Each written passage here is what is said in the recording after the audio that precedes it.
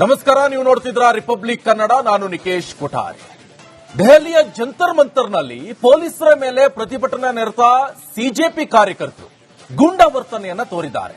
ಭದ್ರತೆಗಿರುವಂತ ಪೊಲೀಸರ ಮೇಲೆ ಕಲ್ಲನ್ನ ತೂರಿದ್ದಾರೆ. ಕಲ್ಲು ತೂರುವಂತ ದೃಶ್ಯ ಸೆರೆಯಾಗಿದೆ. ಯಾವ ರೀತಿಯಾಗಿದೆ ಆ ಪ್ರತಿಭಟನೆಯ ರೂಪುರೇಷೆ ಎಂತದ್ದು, ಅದರ ಅಜೆಂಡಾ ಎಂತದ್ದು, ಹಾಗಾದ್ರೆ ಪ್ರತಿಭಟನೆ ಯಾಕೆ ಮಾಡ್ತಾ ಇದ್ದಾರೆ, ಇವರ ಬೇಡಿಕೆ ಏನು, ಅದೆಲ್ಲವೂ ಕೂಡ ಸ್ಪಷ್ಟ ಚಿತ್ರಣ ಈ ವಿಡಿಯೋದಲ್ಲಿ ಸಿಗ್ತಾ ಇದೆ ನಿಮಗೆ. ಯಾಕೆ ಪ್ರತಿಭಟನೆಗೆ ಅಂತ ಬಂದ್ರು? ನೀಟ್ ಎಕ್ಸಾಮ್ ನಲ್ಲಿ ಅವ್ಯವಹಾರ, ಪೇಪರ್ ಲೀಕು, ಇದ್ರ ಬಗ್ಗೆ ಧ್ವನಿ ಎತ್ತಕ್ಕೆ ಬಂದಂತ ಇದೇ ಸಿಜೆಪಿ ಕಾಕ್ರೋಚ್ ಪಕ್ಷದವರು ಈಗ ಮಾಡ್ತಾ ಇರೋದಾದ್ರೆ ಏನು, ಇವರ ಬೇಡಿಕೆ ಏನು, ಇವರ ಅಜೆಂಡಾ ಏನು? ಪೊಲೀಸ್ನವರ ಮೇಲೆ ಹಲ್ಲೆ ಮಾಡ್ತಾರೆ, ಅವರ ಮೇಲೆ ಸಿಕ್ಕ ವಸ್ತುಗಳಿಂದ ಇವರು ಅಟ್ಯಾಕ್ ಮಾಡ್ತಾರೆ. ದೊಣ್ಣೆ, ಕಲ್ಲು, ಕೈಗೆ ಏನ್ ಸಿಕ್ಕುತ್ತೋ ಅದರಿಂದ ಹಲ್ಲೆ ಮಾಡ್ತಾ ಇದ್ದಾರೆ. ಇಂತಹ ಉದ್ವಿಗ್ನ ಪರಿಸ್ಥಿತಿ ದೆಹಲಿಯ ಜಂತರ್ ಮಂತರ್ನಲ್ಲಿ ನಿರ್ಮಾಣ ಆಗಿದೆ. ಬೆಳಗ್ಗೆ ಆರಾಮಾಗಿರ್ತಾರೆ ನಿದ್ದೆ ಹೊಡ್ಕೊಂಡು. ಆಕ್ಚುಲಿ ಅವರ ಪಕ್ಷದ ಫಾರ್ಮುಲಾನೇ, ಅವರ ಕಾಕ್ರೋಚ್ ಪಾರ್ಟಿ ಇದೆಯಲ್ಲ, ಅದರ ಫಾರ್ಮುಲಾನೇ ಡಿಫರೆಂಟ್ ಆಗಿದೆ. ಆರಾಮಿಂದ ನಿದ್ದೆ ಮಾಡೋದು, ಸೋಷಿಯಲ್ ಮೀಡಿಯಾದಲ್ಲಿ ಎನಿ ಟೈಮ್ ಆಕ್ಟಿವ್ ಇರೋದು. ಸಂಜೆ ಆದ್ಮೇಲೆ ಅಟ್ಯಾಕ್ ಮಾಡೋಕೆ ಶುರು ಮಾಡ್ತಾರೆ.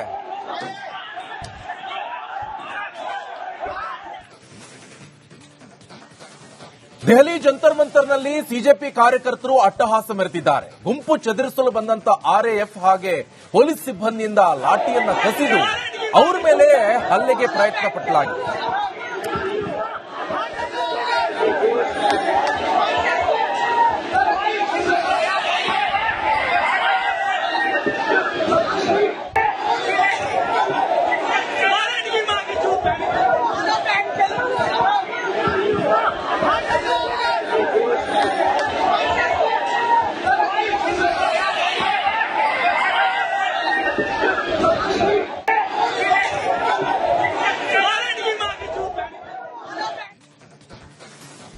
ದೆಹಲಿಯ ಜಂತರ್ ಮಂತರ್ನಲ್ಲಿ ಸಿಜೆಪಿ ಕಾರ್ಯಕರ್ತರ ಮುಖವಾಡ ಈಗ ಕಳಚಿದೆ. ಈ ಪ್ರತಿಭಟನೆ ಹೆಸರಿನಲ್ಲಿ ಗಲಭೆಯನ್ನ ಸೃಷ್ಟಿಸಿದ್ದಾರೆ. ಪೊಲೀಸರು ಹಾಗೆ ಭದ್ರತಾ ಸಿಬ್ಬಂದಿ ಮುಂದೆ ರೌಡಿಸಂ ಮಾಡಿದ್ದಲ್ಲದೆ ಗಾಜಿನ ಬಾಟಲ್ ಅನ್ನು ಎಸೆದು ಅಟ್ಟಹಾಸವನ್ನ ಮೆರೆದಿದ್ದಾರೆ. ಆ ದೃಶ್ಯವನ್ನ ನೀವು ನೋಡ್ತಾ ಇರಬಹುದು. ಯಾವ ರೀತಿಯಾಗಿ ಇದೆ ಹಾಗಾದ್ರೆ ದೆಹಲಿಯಲ್ಲಿ, ಅದು ಜಂತರ್ ಮಂತರ್ನಲ್ಲಿ ಯಾವ ರೀತಿಯಾದಂತಹ ಉದ್ವಿಗ್ನ ಪರಿಸ್ಥಿತಿ ನಿರ್ಮಾಣ ಆಗಿದೆ ಅಂತ. ದೇಶದ ಅತಿ ದೊಡ್ಡ ಪ್ರಜಾಪ್ರಭುತ್ವ ರಾಷ್ಟ್ರ ಅಂತ ಹೇಳಿದ್ರೆ ಅದು ನಮ್ಮ ಭಾರತ. ಸಂಸತ್ನಲ್ಲಿ ಕಾನೂನು ಸೃಷ್ಟಿ ಮಾಡೋದು ಮಾತ್ರ ಅಲ್ಲ, ಜನರ ಧ್ವನಿಯಾಗಿ ಕೆಲಸ ಮಾಡುವಂತಹ ಜವಾಬ್ದಾರಿ ಸಂಸತ್ನಲ್ಲಿ ಇದೆ ನಾಯಕರಿಗೆ. ಸಂಸತ್ತನ್ನ ಮುತ್ತಿಗೆ ಹಾಕುವಂತ ಪ್ರಯತ್ನ ಈ ಹಿಂದೆ ಕೂಡ ನಡೆದಿದೆ, ಆದ್ರೆ ಇದು ಬಹಳ ಡಿಫರೆಂಟ್ ಆಗಿದೆ. ಇವರ ಅಜೆಂಡಾ ಏನು, ಇವರು ಯಾಕೆ ಹೋರಾಟ? ಯಾಕಂತ ಹೇಳಿದ್ರೆ ಅಲ್ಲಿ ಕಾಣಿಸ್ತಾ ಇರುವಂತವ್ರು ಯಾರು ಕೂಡ ನಮಗೆ ವಿದ್ಯಾರ್ಥಿಗಳ ತರ ಕಾಣಿಸ್ತಾನೆ ಇಲ್ಲ. ಇವರೆಲ್ಲ ರೌಡಿಗಳ ಅಥವಾ ಗೂಂಡಾಗಿರಿ ಮಾಡ್ತಾ ಇರುವಂತ, ರೌಡಿಸಂ ಮಾಡ್ತಾ ಇರುವಂತ ರೌಡಿಗಳ? ಆ ರೀತಿಯಾದಂತ ಇವರ ಹೋರಾಟವ ಹಾಗಾದ್ರೆ? ನೋಡಿ, ಇದನ್ನೆಲ್ಲ ಎಣಿಸ್ಕೊಂಡ್ರೆ ಇನ್ನೊಂದು ನೇಪಾಳ ಅಥವಾ ಬಾಂಗ್ಲಾದೇಶ ಅಥವಾ ಶ್ರೀಲಂಕಾ ಆಗೋಕೆ ಹೊರಟಿದೆಯಾ ನಮ್ಮ ರಾಷ್ಟ್ರ ಎನ್ನುವಂತ ಪರಿಸ್ಥಿತಿ ನಿರ್ಮಾಣ ಆಗ್ತಿದೆ. ಹಾಗಾದ್ರೆ ಇವರ ಅಜೆಂಡಾ ಏನು? ಕೇವಲ ನೀಟ್ ಎಕ್ಸಾಮ್ ಅವ್ಯವಹಾರ, ಈ ಪ್ರಶ್ನೆ ಪತ್ರಿಕೆ ಲೀಕ್ ವಿಚಾರಕ್ಕೆ ಸಂಬಂಧಪಟ್ಟಂತೆ ಅವರ ಬೇಡಿಕೆ ಆಗಿತ್ತ? ಧರ್ಮೇಂದ್ರ ಪ್ರಧಾನ್ ಅವರ ರಿಸೈನ್ ಮಾತ್ರ ಆಗಿತ್ತ ಇವರದು? ಹೋಗ್ತಾ ಹೋಗ್ತಾ ಪ್ರಧಾನಿ ರಿಸೈನ್ ಮಾಡಬೇಕು, ಅವ್ರು ರಿಸೈನ್ ಮಾಡಬೇಕು, ಇವ್ರು ರಿಸೈನ್ ಮಾಡಬೇಕು, ಹಾಗೆ ಹೀಗೆ ಅವ್ರ ಬೇಡಿಕೆ ಬಹಳಷ್ಟು ಹೋಗ್ತಾ ಸಿಕ್ಕಾಪಟ್ಟೆ ದೊಡ್ಡದಾಗ್ಬಿಟ್ಟಿದೆ. ಹಾಗಾದ್ರೆ ಇವರ ಹಿಂದೆ ಇರುವಂತ ಅಜೆಂಡಾ ಏನು? ಇವರಿಗೆ ಹಿಂದ್ಗಡೆಯಿಂದ ಯಾರ ಸಪೋರ್ಟ್ ಇದೆ? ಬಗ್ಗೆ ಮಾಹಿತಿ ಕೊಡ್ತಾರೆ ನನ್ನ ಕಲೀಗ್ ಅಭಿಷೇಕ್ ಜೈಶಂಕರ್. ಫೋನ್ ಸಂಪರ್ಕದಲ್ಲಿ ಜಾಯ್ನ್ ಆಗ್ತಾ ಇದ್ದಾರೆ. ಅಭಿಷೇಕ್, ಏನ್ ಕತೆ? ಈಗ ಪ್ರತಿಭಟನೆ ಮಾಡುವಂತ ಹಕ್ಕು ಎಲ್ರಿಗೂ ಕೂಡ ಇದೆ. ನಮ್ಮ ರಾಷ್ಟ್ರನೇ ಅತಿ ದೊಡ್ಡ ಪ್ರಜಾಪ್ರಭುತ್ವ ಹೊಂದಿರುವಂತ ರಾಷ್ಟ್ರ.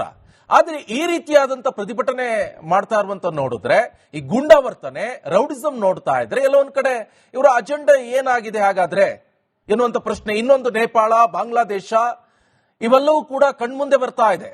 ಅಭಿಷೇಕ್, ಎಸ್, ಯಾವಾಗ ನೀಟ್ ವಿದ್ಯಾರ್ಥಿಗಳ ಪರವಾಗಿ ಪ್ರತಿಭಟನೆಗೆ ಒಂದು ರಾಜಕೀಯ ಪಕ್ಷ ಅಂತ ಹೇಳಿ ಅಂದ್ರೆ ಬರುತ್ತೋ ಆ ಸಂದರ್ಭದಲ್ಲಿ ನಾವು ತಿಳಿದುಕೊಳ್ಬೇಕಾಗಿತ್ತು. ಇದು ನೀಟ್ ವಿರುದ್ಧದ ಪ್ರತಿಭಟನೆಯಲ್ಲ, ಒಂದು ಪಕ್ಷದ ಅಜೆಂಡಾ ಅಂತ ಹೇಳಿ.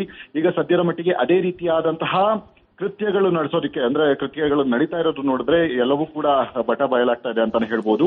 ಪ್ರತಿಭಟನೆಕಾರರು ಬಂದಂತಹ ಸಂದರ್ಭದಲ್ಲಿ ಯಾರು ಕೂಡ ಲಾಠಿಗಳನ್ನು ತರೋದಿಲ್ಲ ಮತ್ತು ಬಾಟಲ್ಗಳನ್ನು ತರುವಂತದ್ದು ಮತ್ತೆ ಇನ್ನಿತರ ಮಾರಕಾಸ್ತ್ರಗಳು ಅಂತ ಏನ್ ಹೇಳಲಾಗುತ್ತೆ ಅದು ಯಾವುದನ್ನು ಕೂಡ ಪ್ರತಿಭಟನೆಯ ಸಂದರ್ಭದಲ್ಲಿ ತರೋದಿಲ್ಲ. ಆದ್ರೆ ಇಲ್ಲಿ ಎಲ್ಲವೂ ಕೂಡ ಇದೆ. ಎಲ್ಲವೂ ಪೊಲೀಸರ ಮೇಲೆ ಒಂದು ಟಾರ್ಗೆಟ್ ಅನ್ನು ಮಾಡುವಂತದ್ದು, ಪತ್ರಕರ್ತರ ಮೇಲೆ ಒಂದು ಟಾರ್ಗೆಟ್ ಅನ್ನು ಮಾಡುವಂತದ್ದು ಮತ್ತು ಹಿಂದೂ ವಿರೋಧಿ ಶಬ್ದಗಳನ್ನ ಪದಬಳಕೆಯನ್ನ ಮಾಡುವಂತಹ ಮುಖಾಂತರ ತಮ್ಮ ಒಂದು ಅಜೆಂಡವನ್ನ ಹೊರಗಡೆ ಹಾಕ್ತಾ ಇದ್ದಾರೆ ಹೊರತು ಇಲ್ಲಿ ಯಾವುದೇ ರೀತಿಯಾದಂತಹ ನೀಟ್ ವಿದ್ಯಾರ್ಥಿಗಳಿಗೆ ನ್ಯಾಯ ಒದಗಿಸುವಂತಹ ಯಾವುದೇ ಇಂಟೆನ್ಷನ್ ಇಲ್ಲ ಅಂತ ಹೇಳಿ ಈಗಾಗಲೇ ಇಲ್ಲಿಯವರೆಗೆ ನಡೆದಂತಹ ಒಂದಷ್ಟು